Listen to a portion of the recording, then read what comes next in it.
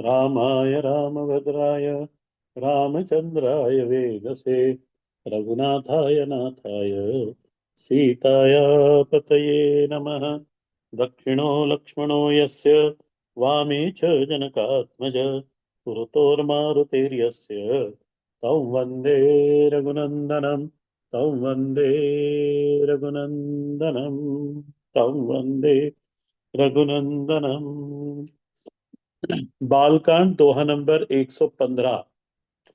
अस निज हृदय विचारी तजु संशय भजु राम पद। सुनु गिरिराज कुमारी भ्रमतम रवि कर वचन मम। सियावर रामचंद्र जी की जय। पार्वती जी के प्रश्न और अब भगवान उसके उत्तर देने जा रहे हैं। तो भगवान ने राम कथा की महिमा गाई और अब वो सबसे पहले उन्होंने सगुण और निर्गुण के बारे में कहा। सगुण ही अ- सगुण ही अगुण ही नहीं कछु भेदा गावही मुनि पुराण बुद्ध वेदा। अवगुण अरूप अलख जग जोई भगत प्रेम बस सगुण जो होई। जो गुण रहित सगुण सोई कैसे जल हिम उपल बिलग नहीं जैसे। तासु नाम भ्रमति मिर पतंगा तेहि किमि कहि विमोह प्रसंगा। राम सच्चिदानंद दिनेशा नहीं तह मोह निसालवलेसा। सहज प्रकाश रूप भगवाना नहीं तह पुनि नह तह पुनि विज्ञान विहाना। राम सच्चिदानंद दिनेशा नहीं तह मोह निसालवलेशा। सहज प्रकाश रूप भगवाना नहीं तह पुनि विज्ञान विहान। हर्ष विषा हर्ष विषाद ज्ञान ज्ञाना जीव धर्म अहमति अभिमाना। राम ब्रह्म व्यापक जग जाना परमानंद परेश पुराना। पुरुष प्रसिद्ध प्रकाश निधि प्रगट परावरनाथ। रघुकुल मणि मम स्वामी सोई कह शिवनाय मात सिया रामचंद्र जी की जय। पार्वती जी को भगवान कहते हैं सगुन अगुण नहीं कछु भेदा गावही मुनि पुराण बुध वेदा। तो पार्वती जी ने पूछा होगा कि महाराज ये जो निर्गुण है ये सगुण कैसे हो जाता है। तो भगवान कहते हैं अगुण अरूप अलख जग जोई। जो वेदों का ब्रह्म है जो सनातन धर्म का ईश्वर है जो सनातन धर्म का परमात्मा है उसका मूल स्वरूप तो चित स्वरूप ही है। सत्स्वरूप चित स्वरूप और आनंद स्वरूप। अगुण उसमें न कोई तीन त्रिगुण का लेप है उसका न रूप है और न वह किसी के सामने व्यक्त होता है। वो एक अव्यक्त सत्ता है और ऐसी सत्ता जो जिस जो अनंत अनादि है और अनंत सत्ता है। अनादि है और अनंत है इसलिए उसमें अजता नहीं है। उस वो कभी जन्मी या प्रकट हुई ऐसा नहीं होता। भगवान कह रहे हैं कि अगुण अरूप अलख जग जोई। बस महाराज ये जो पर वेदों का ब्रह्म है ये अपेक्षा के अनुसार, प्रसंग के अनुसार, घटना के अनुसार, भक्त के आवाहन के अनुसार, भक्त के हृदय की या कहो जीव के हृदय की, अंतःकरण की वृत्ति के अनुसार वह तत् तद गुण को ग्रहण करने में समर्थ है। यदि भक्त के हृदय में भक्ति वृत्ति है तो वो अनुग्राहक रूप धारण करके अनुग्रह करता दिखाई देता है। और यदि किसी के भीतर दुष्टता की वृत्ति है तो उस दुष्टता की वृत्ति को दंडित करते हुए वह दंडधारी के रूप में दिखाई देता है। यहां तो श्री गोस्वामी जी ने भगवान के मुख से बुलवाया कि भगत प्रेम बस सगुन सोई। तो ध्यान देना, यह प्रेम का प्रसंग चल रहा है रामचरितमानस में, इसलिए प्रेम शब्द, नहीं तो यहाँ पे वो भी हो सकता है कि यदि दंड देने के लिए है तो दंडधारी भी हो सकता है। तो प्रेम चल है हृदय में भक्त के, तो भगवान फिर अनुग्राहक के रूप में है, करुणा करता है। यदि कोई ऐसा दुष्ट व्यक्ति है उसके लिए दंडधारी भगवान बनते हैं। बोले पार्वती जी, इनको भगवान, इस परमात्मा को निर्गुण से सगुण होने में देर नहीं लगती, अरूप से रूपवान होने में देर नहीं लगती। ये सर्व समर्थ परमात्मा है। जो गुण, फिर पार्वती जी ने प्रश्न करा, जो गुण रहित सगुण सोई कैसे। तो भगवान ने ऊपर तो समझा दिया, परंतु अब युक्ति से समझाते हुए कहते हैं, जल हिम उपल बिलग नहीं जैसे। जैसे जल और ओले में किसी प्रकार का भेद नहीं होता, दोनों जल ही है। ओला भी जल है और जल तो जल है ही। बोले बस इसी तरह से निर्गुण और जो निर्गुण है और सगुण है, उसमें भी ये जल और ओले की तरह अभेद है, कोई भेद नहीं है। जासो नाम भ्रम तिमिर पतंगा। और भगवान ने कहा कि और मैं सुनाऊंगा तो आपका ज्ञान और स्पष्ट होते जाएगा, पर ये सब सिद्धांत की बात है, इस पे तो केवल श्रद्धा रखनी है कि जो गुण रहित सगुण सोई कैसे। उसको तो शास्त्र एवं प्रमाण, शास्त्र प्रमाण से ही उसको स्वीकार किया जाता है। और उसका उदाहरण युक्ति, यह युक्ति जो भगवान ने देती है दी है, जल हिम उपल बिलग नहीं जैसे, इस युक्ति के द्वारा भगवान ने उनको समझाया। तो श्रुति भी है और युक्ति भी है। अब इस श्रुति और युक्ति और गुरु बोल रहे हैं, भगवान शंकर गुरु रूप में पार्वती जी को समझा रहे हैं। अब हमारे हृदय में जितनी श्रद्धा होगी उतना ये सिद्धांत हमारे भीतर प्रकट होता चला जाएगा। इसलिए भगवान कहते हैं, जासु नाम भ्रम तिमिर पतंगा, तेहि किमिक विमोह प्रसंग। अरे बोले पार्वती जी, जिसका नाम से, नाम लेने से ब्रह्म रूपी अंधकार मिट मिट जाता है, जिसका नाम सूर्य के प्रकाश के समान तेजस्वी है, उदित होते से ही अंधकार भाग जाता है। बोले ऐसे भगवान श्री राम में तेहि किमि कई मोह प्रसंगा। बोले उसके लिए मोह का प्रसंग कैसे हो सकता है, और आप प्रश्न भी कैसे कर सकती हो। श्रद्धावान मनुष्य तो कभी भी इस परमात्मा के ऊपर प्रश्न नहीं करेगा। सुनो पार्वती जी, ये कौन है राम। राम सच्चिदानंद दिनेशा। राम क्या है, सत सत्ता है, चित सत्ता है, आनंद सत्ता है। सदघन चिदघन आनंद घन, बस। सत्स्वरूप ये है, चित स्वरूप ये है, आनंद स्वरूप ये है।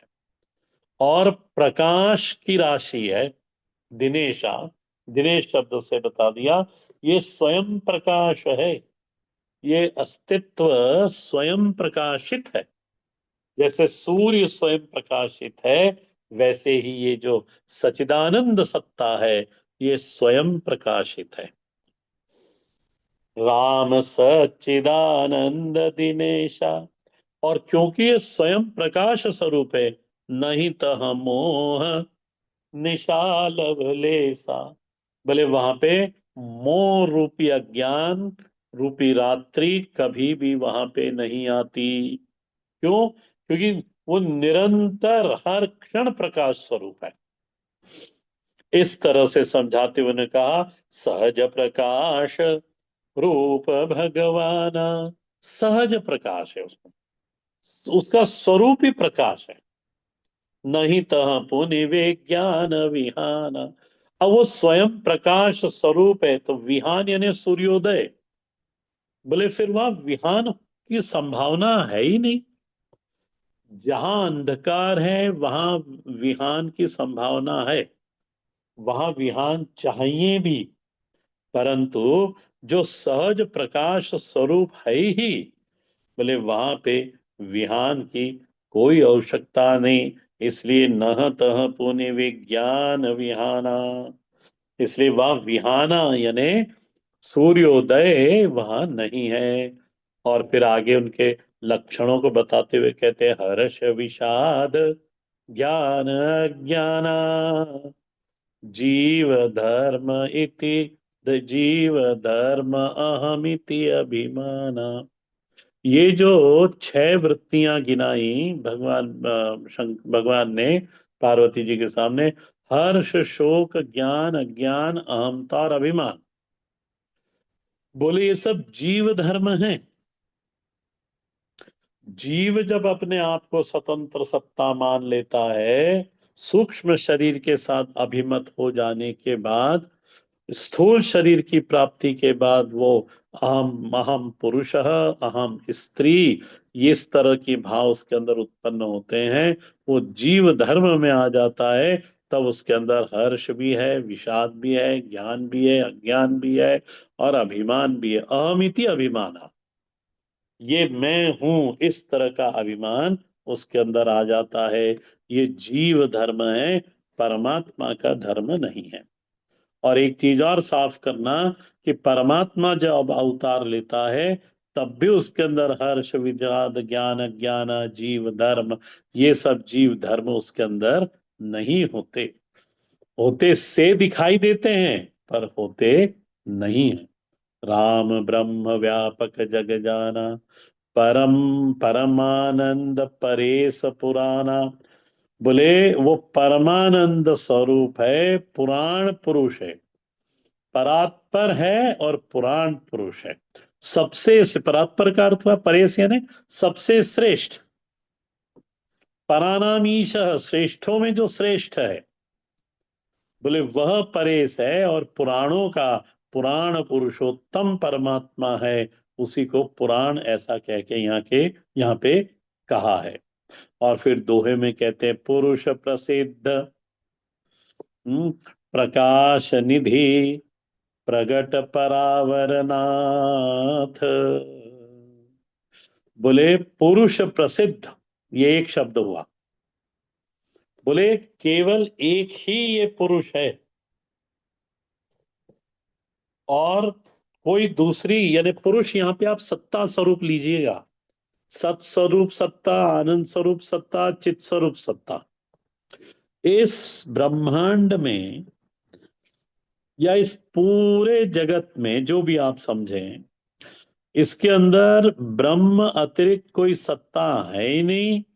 ब्रह्म अतिरिक्त कोई सत्ता हो सकती नहीं। और इसी ब्रह्म सत्ता को क्या कह के पुकारा यहाँ पे? पुरुष। और आपने पुरुष की परिभाषा जानी होगी, तो पूर्णातिथि पुरुषः, पहली परिभाषा ये है। और दूसरी परिभाषा में उसको कहते हैं पुरी शयनात इति पुरुषः।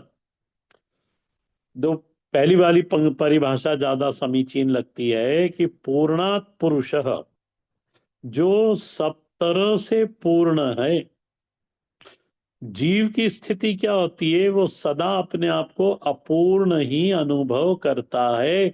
अल्पज्ञ अल्प शक्तिमान ही वो अपने आप को अनुभव करता है। ध्यान रखना, जब उपाधि से उपहित हो जाते हैं, हो जाता है जब आत्मा, चाहे वो सूक्ष्म शरीर की उपाधि हो या स्थूल शरीर की उपाधि हो, जैसे ही उपाधि से उपहित हुआ, उसके अंदर अपूर्णता का अनुभव आने लगता है।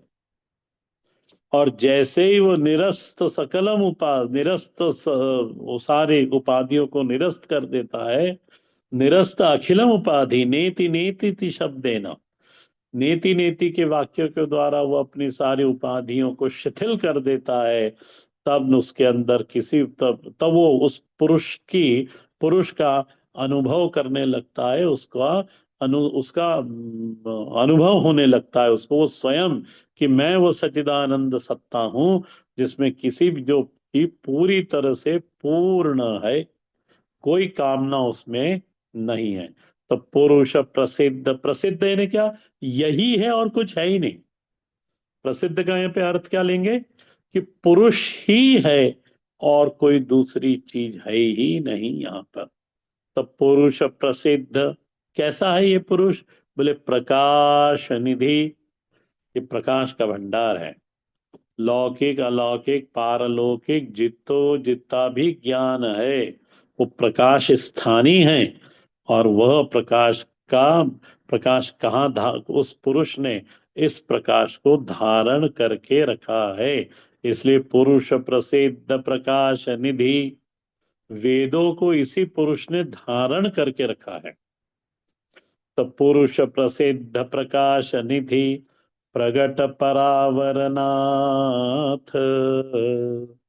प्रगट पर प्लस अवर नाथ, जो प्रगट रूप से पर प्रकृति है, जो प्रगट रूप में अवर प्रकृति है।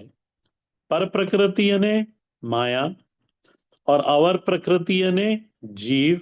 गीता जी का 7वां अध्याय, अष्टधा प्रकृति हुई पर प्रकृति, सॉरी, अष्टधा प्रकृति हुई अवर प्रकृति, और पर प्रकृति क्यों कौन हुई, जीव की। यया धार्यते जगत, यया धार्यते जगत, इस जीव प्रकृति ने ही अष्टधा प्रकृति को धारण करके रखा है। तो ये जीव प्रकृति का भी नाथ है और अवर प्रकृति का भी नाथ है। पुरुष प्रसिद्ध प्रकाश निधि, प्रगट परावरनाथ, रघुकुल मणि मम स्वामी सोई, कही शिव नायौ मात। ऐसी कथा सुनाते सुनाते उनके हृदय में भगवान प्रकट हैं ही, उनको उन्होंने प्रणाम कर लिया। निज भ्रम नहीं समझहूँ अज्ञानी, प्रभु पर मोह धरे जड़ प्राणी, जथा गगन घट पटल निहारी, झाप्यो भानु एको विचारी।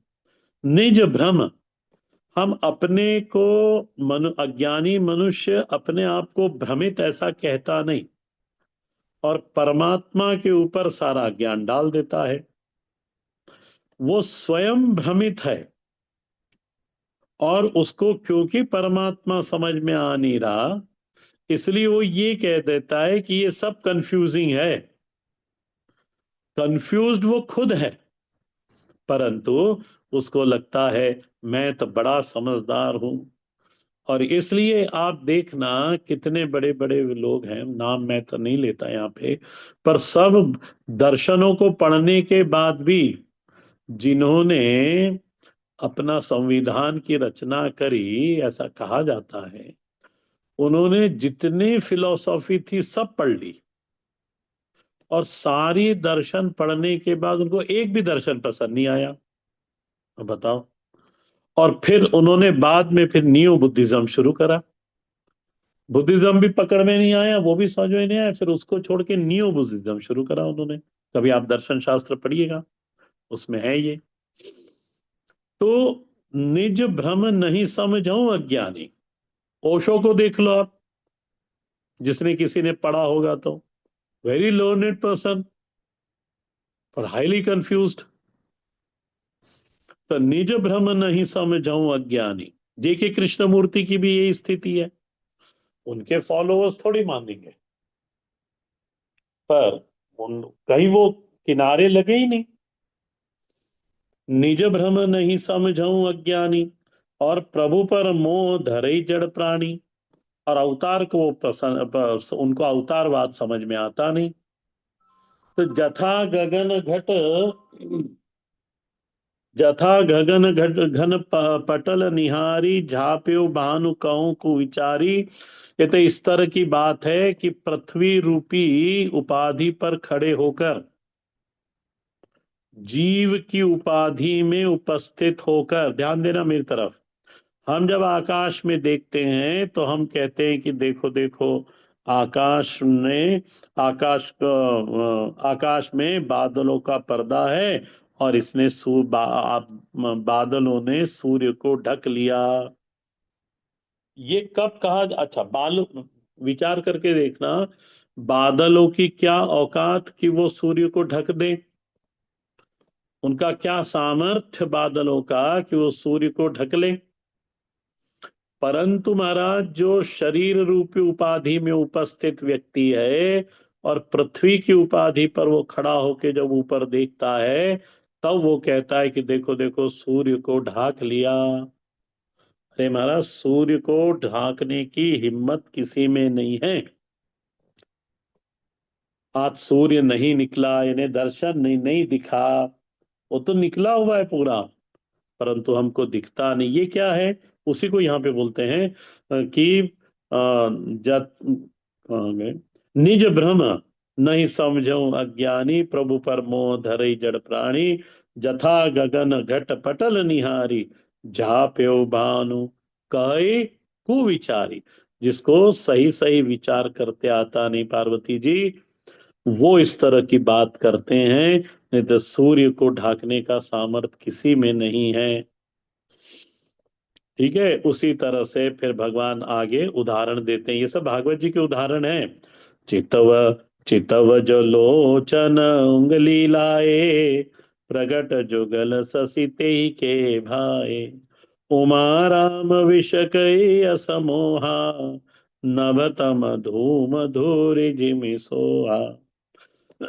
भगवान कहते हैं कि देखो पार्वती जी, चितवई जो लोचन उंगली लाए, जो मनुष्य आंख में उंगली लगाए यदि, आप भी लगा के देख लेना, तो उसको, उसके सामने जो भी कोई वस्तु दो दो दिखाई देंगी। चितवन जो लोचन उंगली लाए, प्रगट जुगल, जुगल ने दो, ससी तेई के भाई। अब यहाँ पे ऐसा ऐसा विचार करा कि कोई बाहर अपनी छत पे खड़ा है और चंद्रमा को देख रहा है, और उसने ऐसे ही आंखों में उंगली लगाई, तो उंगली लगाई तो उसको दो दो चंद्रमा दिखने लगे। चितवन जो लोचन उंगली लाए, प्रगट जुगल शशि तेहि के भाई। उसको दो दो शशि दिखने, दो चंद्रमा प्रत्यक्ष दिखने लगे। बोले भगवान श्री रामचंद्र जी के विषय में इस प्रकार की मोह की कल्पना करना वैसा ही है जैसे आकाश में उमा राम विशक उमा राम विशक मोह, नभ तम धूमि धूमि जिमि सोहा। बोले मनुष्य भगवान राम के बारे में भी इसी तरह से कल्पना करता है, इसी तरह से मोह करता है, जैसे आकाश में अंधकार धुएं और धूल से सुहान दिख रहा है कि देखो देखो, आकाश कितना गंदा दिखाई दे रहा है। आकाश में कभी गंदगी हो सकती नहीं, आकाश कभी गंदा हो सकता नहीं, परंतु अनुभव में तो यही आता है कि देखो कितना पोल्यूशन है, आकाश कितना गंदा है, हवा भी कितनी गंदी है, इन सब में धूल ही धूल है। आकाश तो निर्मल है, निर्लेप है, उसमें कोई मलिनता उसको स्पर्श नहीं कर सकती।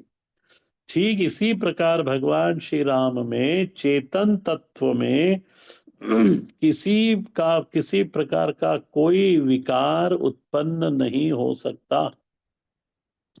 वो तो एक निर्लेप सत्ता, एक अखंड सत्ता, एक निर्मल सत्ता है। सचिदानंद जो सत्ता है, उसमें किसी प्रकार का कोई विकार नहीं उत्पन्न होता। विषय करण सुर जीव समेता, सकल एक ते एक सचेता। सब कर परम प्रकाशक जोई, राम अनादि अवधपति होई। भगवान कह रहे हैं कि देखो पार्वती जी, जीवात्मा की सहायता के लिए बोले उसकी इंद्रियों में इंद्रियों के देवता बैठे रहते हैं। विषय करण इंद्रियां, ज्ञान इंद्रियां, सुर जीव समेता।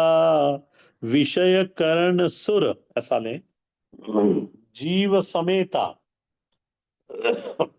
ये सब के सब उस चेतन से ही चेतित हो रहे हैं। वह चेतन ही उनको चेतना दे रहा है। विषय करण सुर जीव समेता, सकल एक ते एक सचेता। जीवात्मा, जितने भी देवता हैं, इंद्रियों के अंदर स्थित जितने भी देवता हैं, यह इंद्रियों में स्थित जितने भी देवताओं का अभिप्राय क्या, ये स्वर्ग में जितने भी स्थित देवता हैं, ये सभी के सभी देवता जीव के इंद्रियों में भी स्थित हैं, और वे ही इंद्रियों के अनुग्राहक के रूप में उपस्थित हैं। बोले उन देवताओं को, वो जीवात्मा को कौन प्रकाशित करता है? बोले उनमें जो तेज है, उनमें जो तेजस्विता है, उनमें जो प्रकाश है, उनमें जो चित स्वरूपता है, वो चित स्वरूप परमात्मा से ही आ रही है। परमात्मा से ही वो चेतित हो रहे हैं। ये, और इसलिए नीचे की पंक्ति में लिखा, सब कर परम प्रकाशक जोई, राम अनादि अवधपति सोई। जो परम प्रकाश है, जिसके द्वारा सभी कुछ प्रकाशित हो रहा है, वह ये परमात्मा है। ठीक है। मूल स्वरूप परमात्मा तक का तो है, चित स्वरूप है, आनंद स्वरूप है, सत स्वरूप है। और बाकी जितनी भी चीजें हैं, बाकी जो भगवान का अवतार दिखाई देता है, वो अपेक्षा के कारण परमात्मा उतार लेता है, संदर्भों के कारण परमात्मा उतरित होते हैं, घटना के कारण परमात्मा उतरित होते हैं। उस अवतार, जितने भी अवतार हैं, ये कारण सापेक्ष हैं। उनको कुछ किसी अपेक्षा से परमात्मा अवतरित होता है, पर मूल परमात्मा का स्वरूप तो सचिदानंद स्वरूप है। और यही सचिदानंद स्वरूप भगवान श्री राम है। पार्वती जी पूछेंगे कि ये जो सचिदानंद स्वरूप भगवान राम आप बता रहे हो, ये क्या, किस अपेक्षा से दशरथ और कौशल्या के पुत्र बने, सो मुझे सुनाओ। तब भगवान यहाँ पे अन्य तीन चार पांच कारण बताएंगे।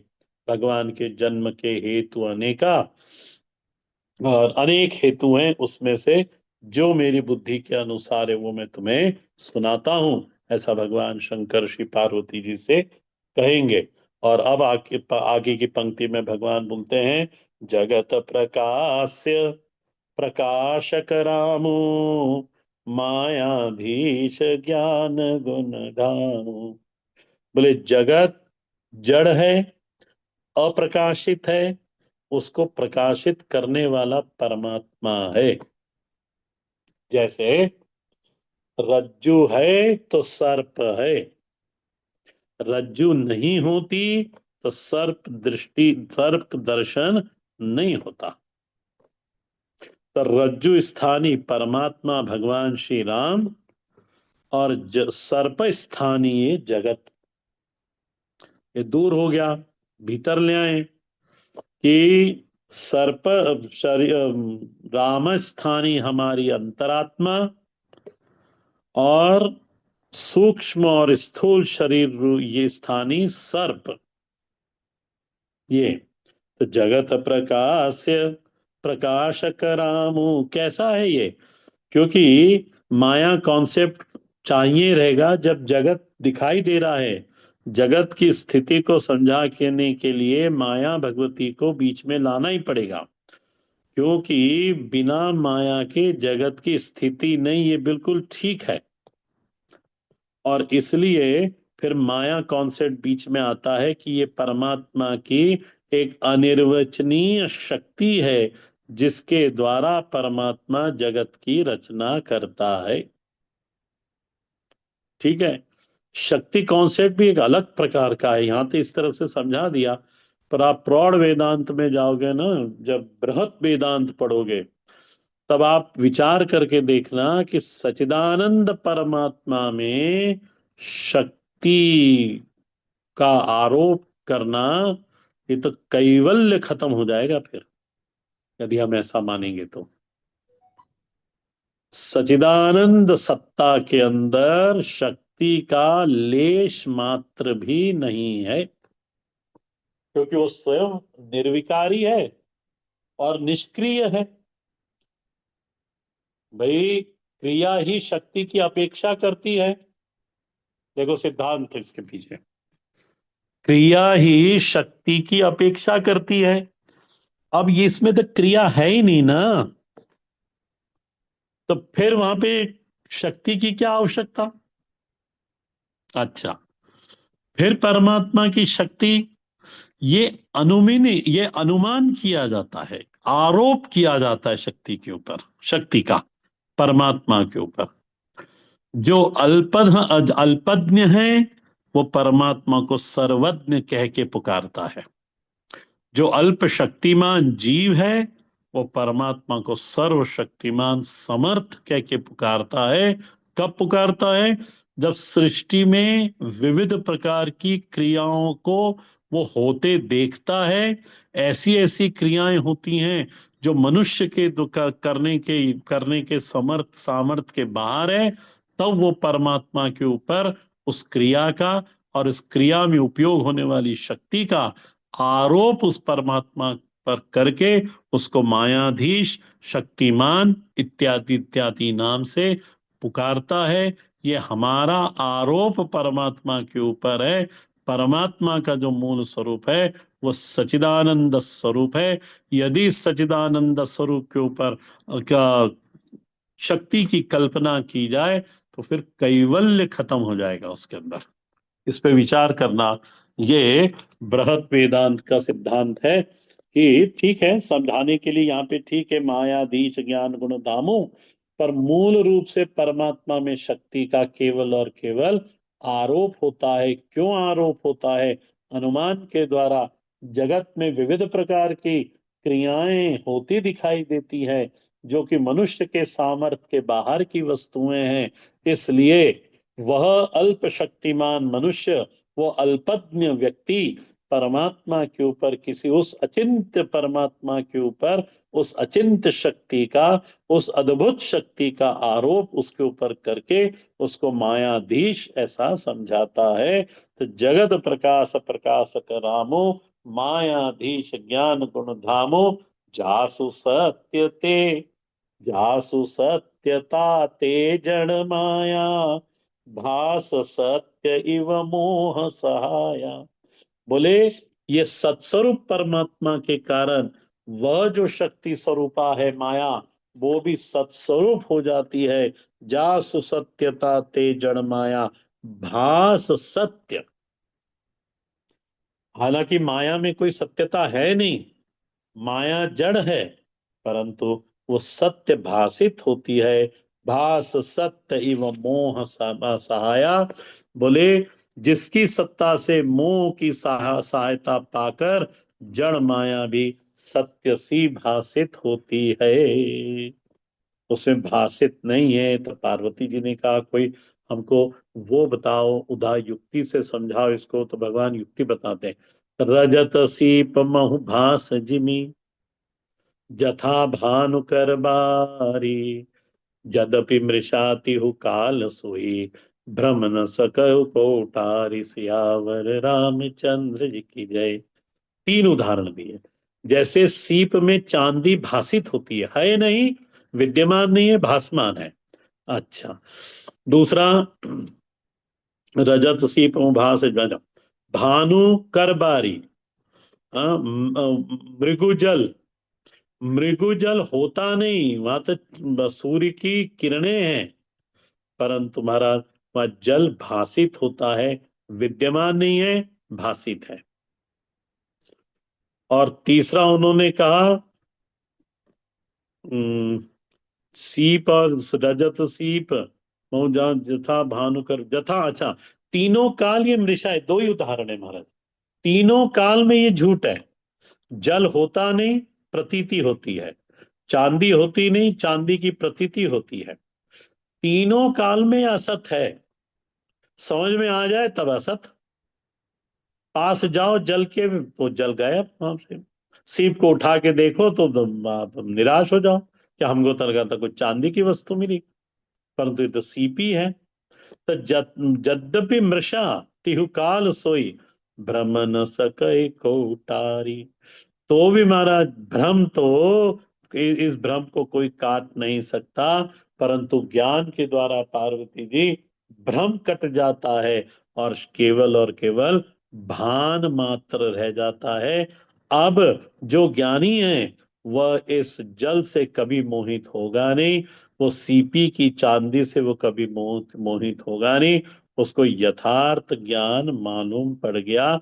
बस इसी तरह से यही विधि जगत हरि आश्रित रही, यद्यपि असत्य देख दुख अहि। बोले इसी जिस तरह से सीपी के ऊपर चांदी आश्रित है, मृगुजल सूर्य की किरणें और रेती के ऊपर जल आश्रित है, ठीक इसी तरह से परमात्मा के ऊपर ये जगत आश्रित है। जगत है नहीं, दिखाई देता है, तो भी महाराज बड़ा दुखदाई है।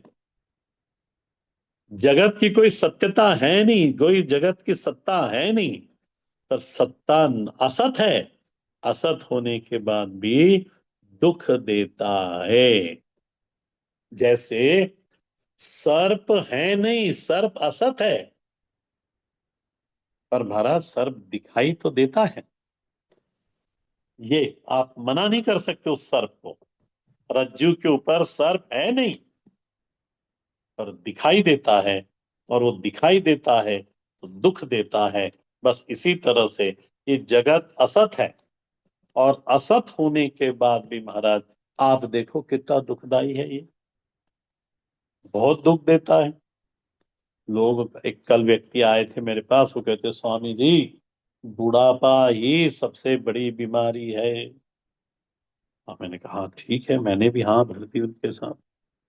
तो इस तरह से जगत नाम की कोई वस्तु है नहीं, पर महाराज दिखाई देती है कौन सी? केवल एक परमार्थ सत्ता है, बाकी ये सब व्यवहारिक सत्ता है। अब है उसको परमात्मा के भजन करते करते इस जीवन को हमें काट देना है, और अंतिम में उसकी, यानी जीते जी उसकी शरण लेना है, और मरने के बाद उसी के पास जाके न भूयोपि जायते, हर हर महादेव।